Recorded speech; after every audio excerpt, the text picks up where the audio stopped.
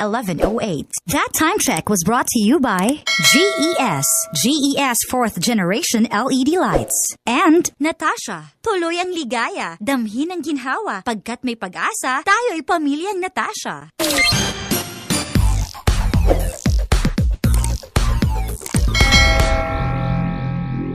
Love lang.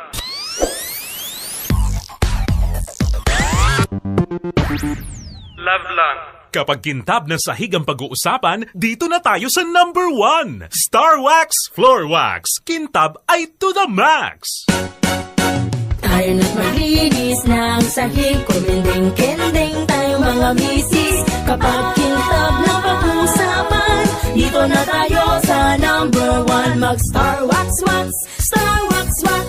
Yan ang kintab na to the max, max, max.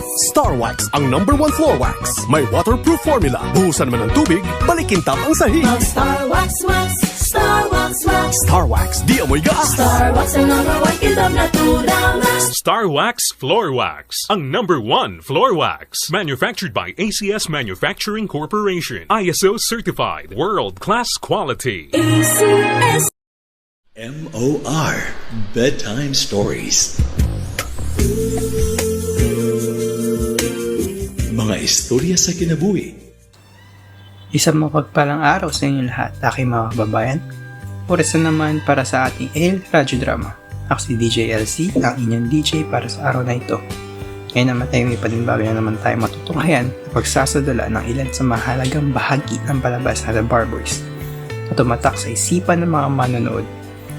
Tara na tunghayan natin ang radyo dramang inihanda ng mga mahuhusay na aktor at aktres. Tuwing nagmamaneho, love lang. Nakahiga sa kwarto, love lang. Kahit nasa trabaho, love lang. Paborito mo kabisyo, love lang. Isa siyang walang problema, walang kuku, puro haha. GB good vibes, walang hate. Walang hate. Walang hate, puro love lang. Opo, puro love lang. Love Radio. Love lang. Ang kwento sa pelikulang The Barboys ay pumapatungkol sa tatlong magkakaibigan na nakapasok sa law school. Katunayan, 4 silang nangarap at naghangad na makapasok sa paralang ito. Ngunit sa kasabaang palad, hindi nakapasa ang isa, kaya't mas pinili na lamang ang ibang landas sa halip na pag-aabuga siya. Ang pelikulang ito ay kapupulutan ng napakaraming aral at inspirasyon. May halong katatawanan na tiyak na pupukaw sa atensyon o dili kayo magpapaantig sa damdamin na madla. At kapalit nito ay luha mula sa kanilang mga mata. Matutunghayan sa kwentong ito ang pagpapasakit na inilaan ng mga profesional sa kanilang sinumpaang tungkulin na hindi natin ang marahil nakikita sa likod ng kagalang-galang nilang suot o anyo. Ang kwento rin ito ay magpapatunay ang kung ano ang takbo ng buhay ay nakakaapekto sa ating mga pangarap at ang pagsisikap ay siyang mag-uuwi sa iyong hinaharap. Isang araw sa huling term ni na Eric, Chris at Toran sa law school, napunan ng tunog ng paghampas ng takong sa sahig ang pasilyo papunta sa kanilang silid-aralan.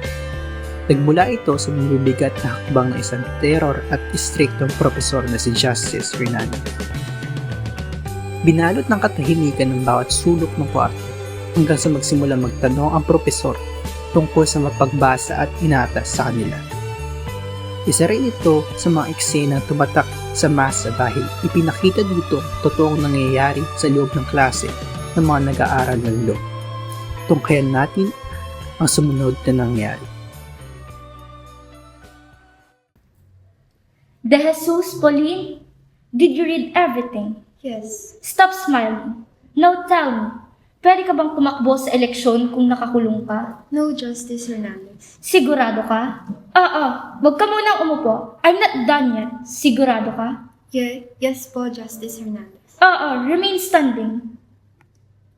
Marquez Adrian. Marquez, can you?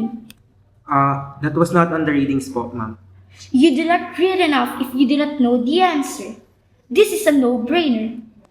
Yes po, ma'am. Really? In the case of Halosos and Trillanes, they were in jail but they were able to run for office. Vicencio Eric, Yes, ma'am. do you agree? Ma'am, I think... You think. That's what you think. That's your opinion. Yes, ma'am. I think... Well, you think nothing. I don't care about what you think and I don't care about everybody's opinion. You just give me an answer. Look at me. You gave me an answer. Yes po. Triple kill. Carlson Christian. Carlson. Ma'am, Do you agree with him? I disagree, ma'am. With a yes or with a no? Ma'am, both are wrong. Why? If you're convicted with finality, you are barred for running. Therefore, the ban is not a punishment for the imprisonment, but for the crime, ma'am. Tama. Para sa mga hindi nag-aral, hindi porket nakulong ka, guilty ka. That explains common sense. Christian, what grade should you give your classmates?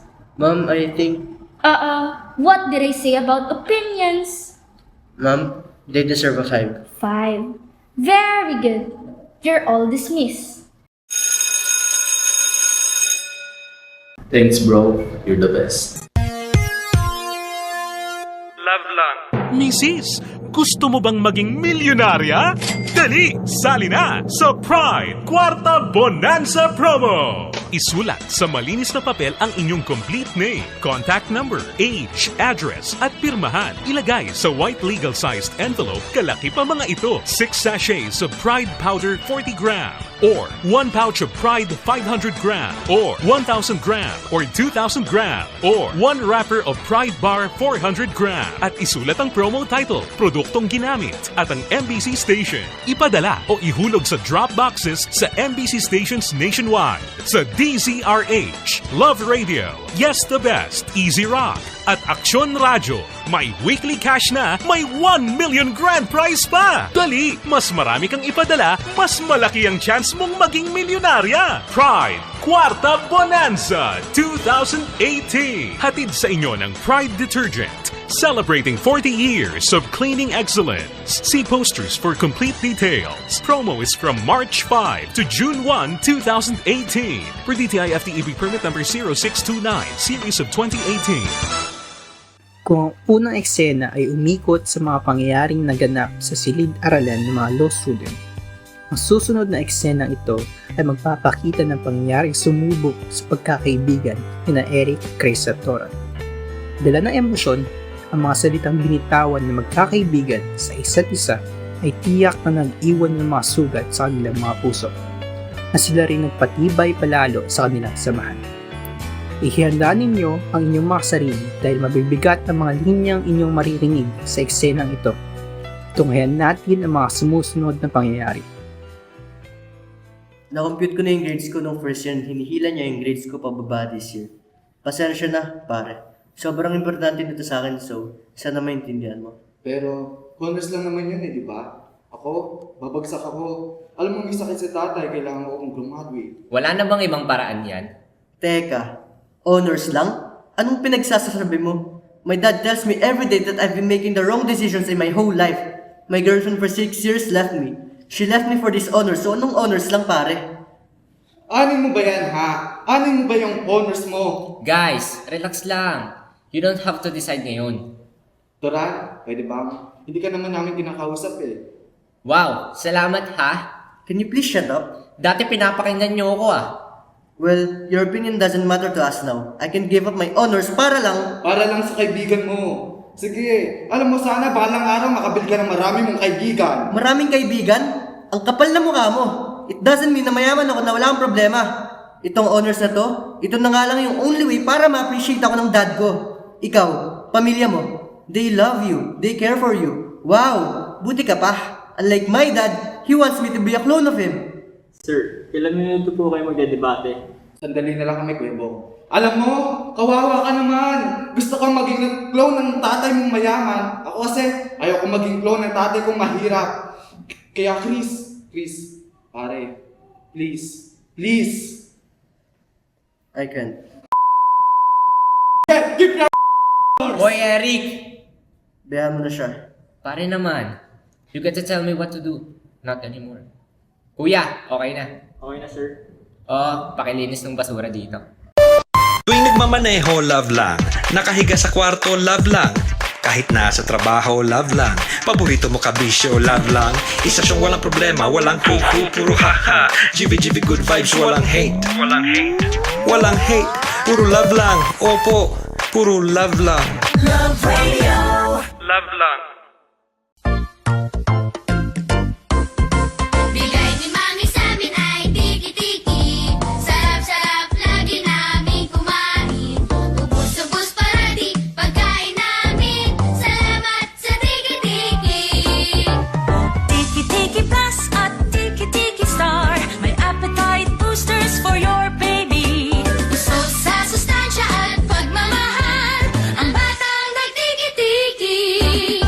Bigyan ng inyong anak ng Tiki-Tiki para siya'y busog sa sustansya, busog din sa pagmamahal. Tiki-Tiki Plus at Star. No approved therapeutic claims. Love Radio. Love lang. Ako'y muling nagbabalik, aking mga kababayan, upang matunghayan natin ang huling senaryo ng palabas na The Barboys. MOR Bedtime Stories. Mga istorya sa kinabuhi. Ang huling eksena na inyong matutunghayan ay ang eksena na nagtapos sa pelikula at kwento ni na Eric, Chris at Tora. Bago matapos ang pelikula, pinakita na hindi nakapasa si Eric sa kanyang unang take ng bar exam, samantalang si Chris at Tora ay pasado. Dahil dito, nawalan ng paniniwala si Eric sa kanyang sarili at nagbalak na itigil sa pag-abot ng kanyang mga pangarap. Ngunit bigla siyang kinausap ni Justice Hernandez at nagdulot ito ng napakaraming realisasyon. At natuklasan niya ang mga bagay na ginawa ng kanyang mga kaibigan para sa kanya. Dahil pinaniniwalaan ng mga ito ang kanyang kakayahan. Dulot nito, hindi siya tumigil na mangarap at sa bandang huli, nakamit niya rin ang mga kanyang minimiti. Tunghayan natin ang mga sumusunod na pangyayari. Wow! Why so serious? Hey boys! I've been waiting for a very long time for this showdown. Bakit? Obvious naman ako yung mananalo. Hoy, Eric, ang dami mong alam Sir, may I remind you that I significantly did better than you in law school. I didn't ride the curve, you know. Yes, pero number 9 ako sa bar. Ikaw, sa pagkakaalala ko, wala. Congratulations, number 9 ka sa second take mo. How many times did I take the bar exam?